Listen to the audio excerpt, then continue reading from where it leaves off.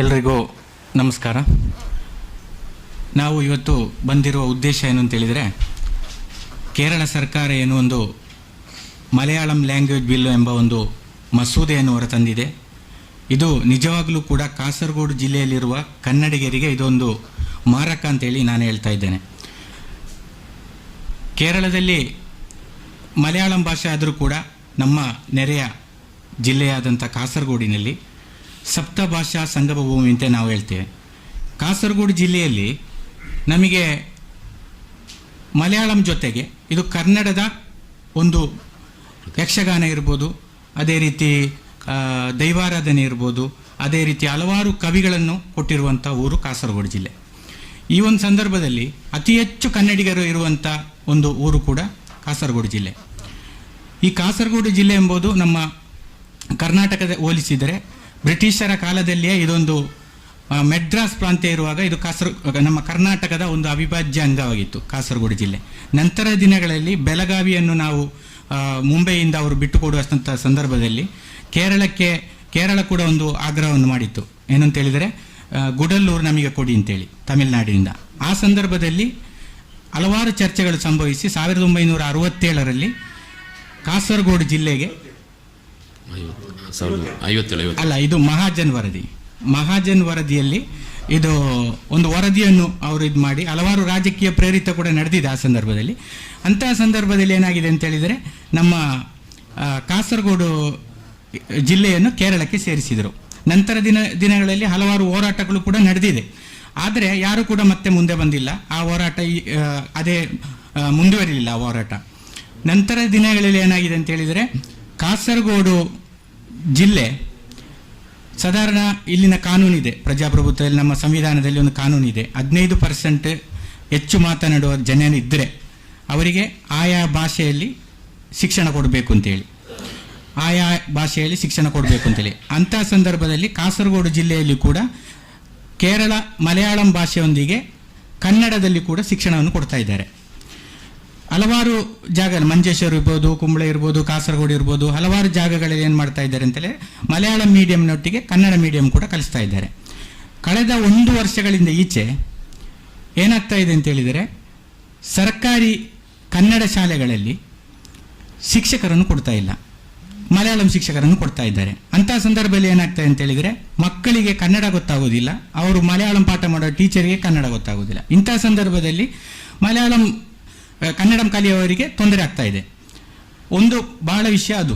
ಮತ್ತು ಎರಡನೇ ವಿಷಯ ಅಂತೇಳಿದರೆ, ಈಗ ಇಂತಹ ಸಂದರ್ಭದಲ್ಲಿ ಏನಾಗ್ತಾರೆ, ಮಕ್ಕಳು ಕೂಡ ಈಗ ಇಲ್ಲಿ ನೋಡಿ, ಕೊಂಕಣಿ ಭಾಷೆ ಇದೆ, ಬ್ಯಾರಿ ಭಾಷೆ ಇದೆ, ಮತ್ತು ತುಳು ಭಾಷೆ ಇದೆ.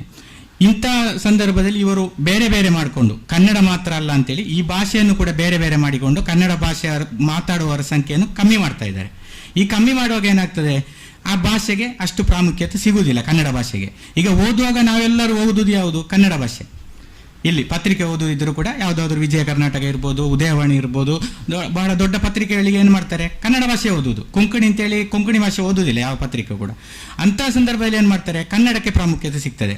ಮಾತಾಡುವಾಗ ಏನಾಗ್ತದೆ, ಅದು ಎಲ್ಲ ಜನಗಳನ್ನು ವಿಭಜನೆ ಮಾಡಿದರೆ, ಇವರು ಕೊಂಕಣಿಗಳು, ಇವರು ಕೊಂಕಣಿ ಭಾಷೆ ಮಾತಾಡುವವರು, ಅದೇ ರೀತಿ ಬ್ಯಾರಿ ಭಾಷೆ ಮಾತಾಡುವವರು, ಅದೇ ರೀತಿ ತುಳು ಭಾಷೆ ಮಾತಾಡುವವರು, ಸ್ವಲ್ಪ ಕನ್ನಡ ಭಾಷೆ ಮಾತಾಡುವವರು ಅಂತ ಹೇಳುವಾಗ, ಆಗ ವಿಭಜನೆ ಮಾಡುವಾಗ ಏನಾಗ್ತದೆ, ಈ ಭಾಷೆಯನ್ನು ದೂರ ಮಾಡುವಾಗ ಇದು ಮಲಯಾಳಂ ಮಾತ್ರ ಆಗ್ತದೆ. ಇಲ್ಲಿ ಯಾವುದು ಹೆಚ್ಚಾಗಿ ಮಾತಾಡುವ ಭಾಷೆ ಮಲಯಾಳಂ ಮಾತ್ರ ಆಗ್ತದೆ. ಇಂತಹ ಸಂದರ್ಭದಲ್ಲಿ ಏನಾಯಿತು, ಇವರು ಬಿಲ್ ಕೂಡ ಪಾಸ್ ಮಾಡಿದರು. ಇನ್ನೇನು ಸ್ವಲ್ಪ ಸಮಯದಲ್ಲಿ ಏನಾಗ್ತದೆ, ಇದು ಕನ್ನಡ ಭಾಷೆಗೆ ಯಾವುದೇ ಪ್ರಾಮುಖ್ಯತೆ ಇಲ್ಲಿ ಸಿಗುವುದಿಲ್ಲ ನಮಗೆ. ಇದನ್ನು ನಾವು ವಿರೋಧಿಸ್ತಾ ಇದ್ದೇವೆ ಅಂತೇಳಿ ನಾವು ಹೇಳ್ತಾ ಇರೋದು. ಹೋರಾಟ ಅಂತೇಳಿದರೆ, ಈಗ ಯಾವುದೇ ಕಾರಣಕ್ಕೂ ಕಾಸರಗೋಡು ಜಿಲ್ಲೆಯ ಬೀದಿಗಳಲ್ಲಿ ಗ್ರಾಮಗಳಲ್ಲಿ ನಾವು ಹೋರಾಟ ಮಾಡ್ತೇವೆ. ಈ ಬಿಲ್ ಪಾಸ್ ಮಾಡಿದರೆ ಹೋರಾಟನೇ ಮಾಡೋದು ನಾವು. ಯಾಕೆಂತೇಳಿದರೆ, ನಾವು ಕೇರಳ ಬಿಲ್ ಪಾಸ್ ಮಾಡಿದರೆ ನಮ್ಮ ಕನ್ನಡ ಭಾಷೆ ಈಗ ಬರೇ ಶಿಕ್ಷಣದಲ್ಲಿ ಮಾತ್ರ ಅಲ್ಲ, ನಿಜವಾಗ್ಲೂ ಬಸ್ಗಳಲ್ಲಿರುವ ಬೋರ್ಡ್ ಇರ್ಬೋದು, ಅದೇ ರೀತಿ ನಮ್ಮ ಅಂಗಡಿಗಳಲ್ಲಿರುವ ಬೋರ್ಡ್ಗಳಿರ್ಬೋದು, ಎಲ್ಲದಲ್ಲಿ ಕೂಡ ಕನ್ನಡಕ್ಕೆ ಪ್ರಾಮುಖ್ಯತೆ ಕೊಡಬೇಕು. ಈಗ ಕಾಸರಗೋಡು ಜಿಲ್ಲೆ ಅಂತ ಹೇಳಿದರೆ, ನಿಮಗೆ ಮಂಜೇಶ್ವರಂ ಭಾಗದಲ್ಲಿ ಕೆಲವು ಕಡೆ ಹೋದರೆ ಗೊತ್ತಾಗ್ಬೋದು, ಕೆಲವು ಕೃಷಿಕರು ಇರ್ತಾರೆ, ಅವರಿಗೆ ತುಳು ಕನ್ನಡ ಬಿಟ್ಟರೆ ಯಾವುದೇ ಭಾಷೆ ಅವರಿಗೆ ಗೊತ್ತಿಲ್ಲ. ಅಂತಹ ಸಂದರ್ಭದಲ್ಲಿ ಅವರು ಬ್ಯಾಂಕಿಗೆ ಹೋದಂತಹ ಸಂದರ್ಭದಲ್ಲಿ ಅವರಿಗೆ ಯಾವ ಭಾಷೆ ಮಾತಾಡಬೇಕು, ಮಲಯಾಳಂ ಭಾಷೆ ಮಾತಾಡ್ಲಿಕ್ಕೆ ಗೊತ್ತಿರ್ತದೆ ಅವರಿಗೆ. ಈಗ ನಾವು ಹೇಳೋದು ಹೇಗೆ, ನಮಗೆ ಕಾಸರಗೋಡನ್ನು ಪುನಃ ಕರ್ನಾಟಕ ಕೊಡಿ ಅಂತೇಳಿ ನಾವು ಕೇಳ್ತಾ ಇಲ್ಲ. ಇದ್ದದ ಹಾಗೆ ಇರಲಿ, ನೀವು ಯಾವುದೇ ಕಾರಣಕ್ಕೂ ಮಲಯಾಳಂ ಏರಿಕೆ ಮಾಡಬಾರದು ಅಂತೇಳಿ ನಾವು ಕೇಳಿಕೊಳ್ತಾ ಇರೋದು. ಈಗ ನಿಮಗೆ ಗೊತ್ತಿರ್ಬೋದು, ಯಾವುದೇ ನಮ್ಮ ಒಂದು ಕರೆಕ್ಟಾಗಿ ರಾಜಕೀಯದವರು ಒಗ್ಗಟ್ಟಾಗಿ ಒಂದು MP ಗಳು ಒಗ್ಗಟ್ಟಾಗಿ ಮಾಡೋದಿದ್ರೆ ಒಂದು ಪ್ರಾಂತ್ಯವನ್ನು ಇನ್ನೊಂದು ಪ್ರಾಂತ್ಯಕ್ಕೆ ಸೇರಿಸಲಿಕ್ಕೆ ಬಹಳಷ್ಟು ನಮಗೆ ಕಷ್ಟ ಏನಲ್ಲ, ಎಲ್ಲರೂ ಹೋರಾಡಿದರೆ. ಆದರೆ ಯಾವುದೇ ಕಾರಣಕ್ಕೂ ಅಂತ ಇದನ್ನು ನಾವು ಮಾಡ್ತಾ ಇಲ್ಲ. ನಾವು ನಮ್ಮ ಕನ್ನಡ ಭಾಷೆಗೆ ಈಗ ಇರುವಂತಹ ಸ್ಥಾನಮಾನವನ್ನು ಕೊಡಬೇಕು. ಅದೇ ರೀತಿ ಅದೇ ಶಿಕ್ಷಣವನ್ನು ನೀವು ಮುಂದುವರಿಸಬೇಕು. ಯಾವೆಲ್ಲ ವಿದ್ಯಾರ್ಥಿಗಳು ಕನ್ನಡ ಇದರಲ್ಲಿ ಕಲಿತಾ ಇದ್ದಾರೆ ಅಂಥವರಿಗೆ ಕನ್ನಡದಲ್ಲೇ ಕಲಿಕೆಯನ್ನು ಕೊಡಬೇಕು. ಅದೇ ರೀತಿ ಉತ್ತಮ ಗುಣಮಟ್ಟದ ಶಿಕ್ಷಣವನ್ನು ಕೂಡ ಕನ್ನಡದಲ್ಲೇ ಕೊಡಬೇಕು ಅಂತೇಳಿ ನಾವು ಕೇಳಿಕೊಳ್ತಾ ಇದ್ದೇವೆ. ಈ ವಿಷಯವಾಗಿ ನಾವೇನು ಮಾಡ್ತಾ ಇದ್ದೇವೆ ಅಂತ ಹೇಳಿದರೆ, ಇಲ್ಲಿನ ಮಂಜೇಶ್ವರದ MLA ಇರ್ಬೋದು, ಕಾಸರಗೋಡಿನ MLA ಅವರು, ಅವರ ಹತ್ರ ಎಲ್ಲ ನಾವು ಮಾತಾಡಿದ್ದೇವೆ. ಅವರಿಗೆ ಕೂಡ ಒಂದು ಅರ್ಜಿಯನ್ನು ರೆಡಿ ಮಾಡಿದ್ದೇವೆ. ಅದೇ ರೀತಿ ಕಾಸರಗೋಡಿನ MP ಉನಿತಾನ್ ಸರ್ ಇರ್ಬೋದು, ಅವರಿಗೆ ಕೂಡ ನಾವೊಂದು ಅರ್ಜಿಯನ್ನು ಕೊಡ್ತೇವೆ ಇದರ ಬಗ್ಗೆ ಮಾತಾಡಬೇಕು ಅಂತೇಳಿ. ನಮ್ಮ ಕಯ್ಯಾರ ಕಿಞ್ಞಣ್ಣರಯ್ಯ ಅವರಿದ್ದಾರಲ್ಲ, ಅವರು ಅವತ್ತೇ ಒಂದು ಮಾತು ಹೇಳಿದರು ಕಾಸರಗೋಡಿನ ಬಗ್ಗೆ, ಕನ್ನಡದಲ್ಲಿ ಒಂದು ಮಾತು ಹೇಳಿದರು. ಕಾಸರಗೋಡು ಅಂತ ಹೇಳಿದರೆ ಬೆಂಕಿಯಲ್ಲಿ ಅರಳಿದ ಹೂವು ಅಂತೇಳಿ. ಅದು ಯಾಕೆ ಹೇಳಿದ್ರು ಅಂತ ಹೇಳಿದರೆ, ಅವತ್ತಿನಿಂದ ಈ ಹೋರಾಟ ನಡೀತಾ ಬರ್ತಾ ಇದೆ ಅದರ ಬಗ್ಗೆ, ಈ ಕನ್ನಡದ ಬಗ್ಗೆ.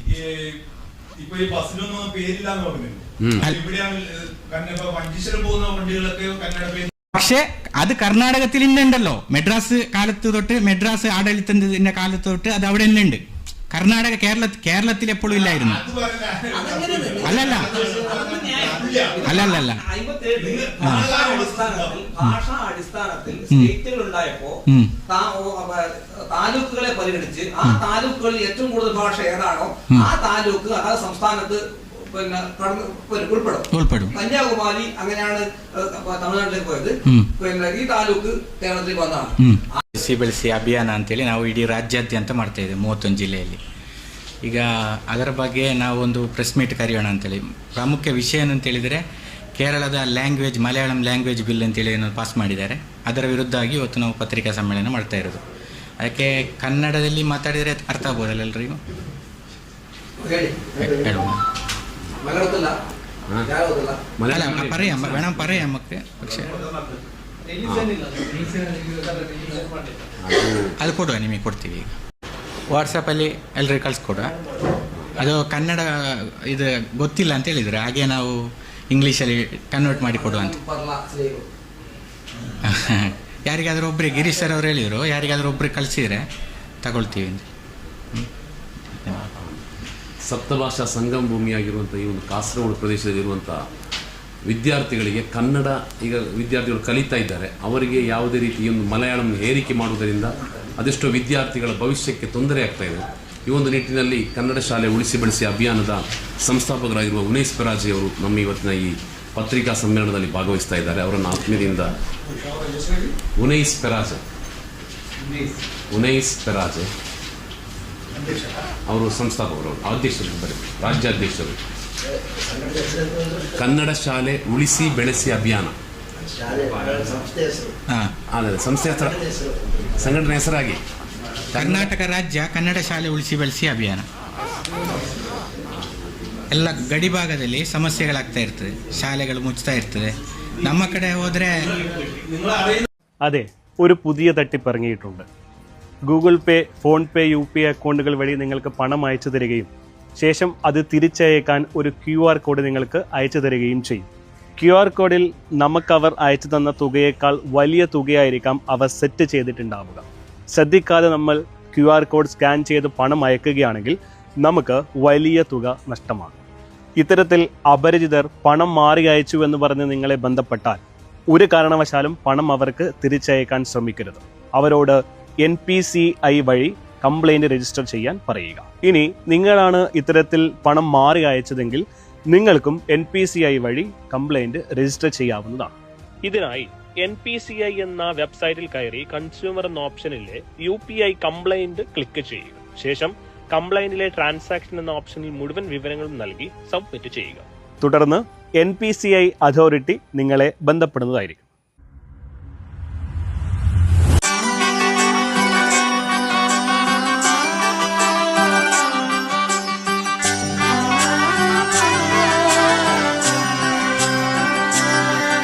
ഇവളണിയും പൊന്നല്ലേ, കനവുണരും ദിനമല്ലേ,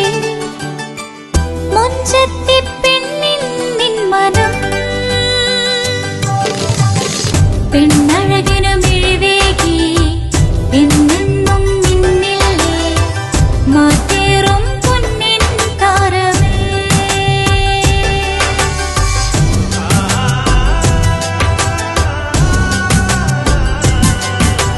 സിറ്റി ഗോൾഡിൻ സ്വർണ്ണനിലാവല്ലേ.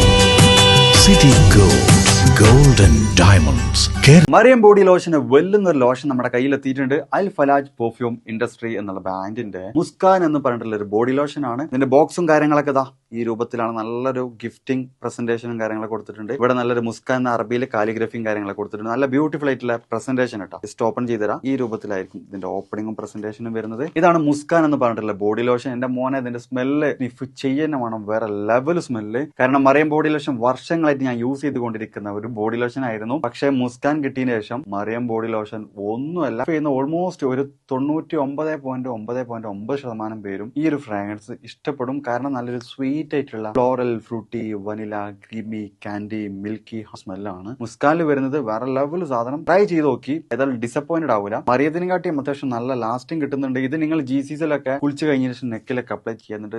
ക്ലോത്തും കാര്യങ്ങളൊക്കെ ഇട്ട് നിങ്ങൾ ഓഫീസിലൊക്കെ പോയി തിരിച്ചു വന്ന് നിങ്ങൾ ക്ലോത്ത് ചേഞ്ച് ചെയ്യുന്ന സമയത്തും ഈ ഒരു സ്മെല്ല് GCCയിൽ ഫീഡ്ബാക്ക് കിട്ടിയിട്ടുണ്ടെന്ന് അവർ പറഞ്ഞിട്ടുണ്ട്. പിന്നെ അവർ മെയിനായിട്ട് ചെയ്യുന്നത് ഹോൾസെയിലാണ്. ആർക്കെങ്കിലും ബൾക്കായിട്ട് ഹോൾസെയിൽ വേണമെന്നുണ്ടെങ്കിൽ താഴെ കൊടുത്ത് നമ്മളെ കോൺടാക്ട് ചെയ്തോളി. അവർ കാര്യങ്ങളൊക്കെ അറേഞ്ച് ചെയ്യും. ഇനി നാട്ടിലോട്ട് ആർക്കെങ്കിലും ഹോൾസെയിലായിട്ട് വേണമെന്നുണ്ടെങ്കിൽ അതിനെ അവരെ കോൺടാക്ട് ചെയ്തോളി. പിന്നെ പെർഫ്യൂമൊക്കെ ആർക്കെങ്കിലും മാനുഫാക്ചർ ചെയ്യണമെന്നുണ്ടെങ്കിൽ അതുപോലെ പ്രൈവറ്റ് ലാബിലും കാര്യങ്ങളൊക്കെ ചെയ്യണമെന്നുണ്ടെങ്കിൽ ഇവരെ കോൺടാക്ട് ചെയ്യുക. ഏതായാലും താഴെ ഡിസ്ക്രിപ്ഷനിൽ അവരുടെ കംപ്ലീറ്റ് ഡീറ്റെയിൽസ് ഞാൻ കൊടുക്കുന്നുണ്ട്. ഈ സാധനം നിങ്ങൾ ഓർഡർ ചെയ്തോളി. ഓൾ ഓവർ UAE അവരുടെ ഡെലിവറിയും കാര്യങ്ങളൊക്കെ ചെയ്തിടും.